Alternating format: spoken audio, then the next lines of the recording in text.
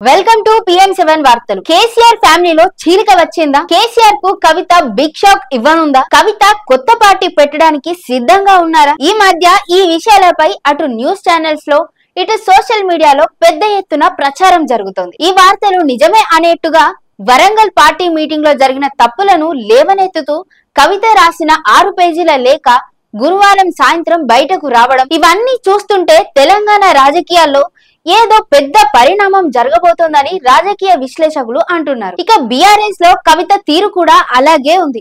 ఆమె చేసే వ్యాఖ్యలు, పార్టీ నాయకులను కలవడం వంటివి అన్ని పరిశీలిస్తే బీఆర్ఎస్ పార్టీలో ఏదో జరగబోతోందని అర్థమవుతోంది.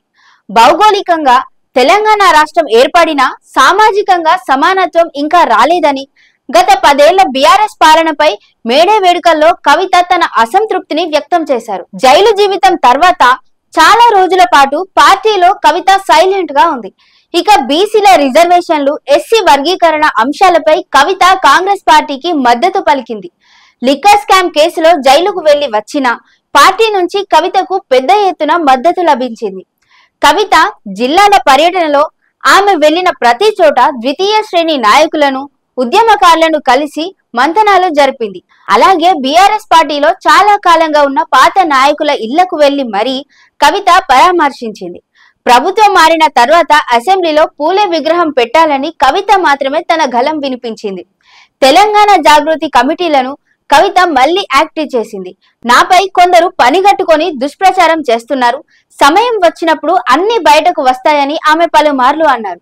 నన్ను రెచ్చగొడితే ఇంకా గట్టిగా స్పందిస్తాను అంటూ ఇటీవల ఓ చిట్ చాట్ లో కవిత అన్నారు. అది స్వంత పార్టీ వాళ్ళేనా అనేది ఇప్పుడు అనుమానం రేకెత్తిస్తోంది. ఇక దాదాపు 2-3 వారాలుగా కవిత కొత్త పార్టీ పెడుతున్నట్లు వార్తలు వస్తున్నా ఆమె వాటిని ఖండించటం లేదు. బీఆర్ఎస్ కార్యకర్తల్లో కవిత నిజంగానే కొత్త పార్టీ పెడుతుందా అన్న సందేహాలు, చర్చలు జరుగుతున్నాయి. ఈ వార్తలపై స్పందించకుండా ఎమ్మెల్సీ కవిత ఇంకా ఎక్కువగా సోషల్ మీడియా, టీవీ ఛానళ్లకు ఇంటర్వ్యూలు ఇవ్వడం స్టార్ట్ చేసింది. బీఆర్ఎస్ లోని లోపాలు, వైఫల్యాలు, తనకు పార్టీలో జరుగుతున్న అన్యాయాలను ప్రశ్నిస్తూ కవిత ఇటీవల కేసీఆర్ కు లేఖ రాశారని వారం క్రితం కాంగ్రెస్ నేత సామ రామ్మోహన్ రెడ్డి మీడియాతో అన్నారు. దీనిని కూడా కవిత ఖండించలేదు. ఇక ఆయన చెప్పినట్లుగానే ఈ రోజు కవిత లేఖ బయటకు వచ్చింది. ఇలా అన్ని కోణాల్లో కవిత బీఆర్ఎస్ పై తన అసంతృప్తిని వ్యక్తం చేశారు.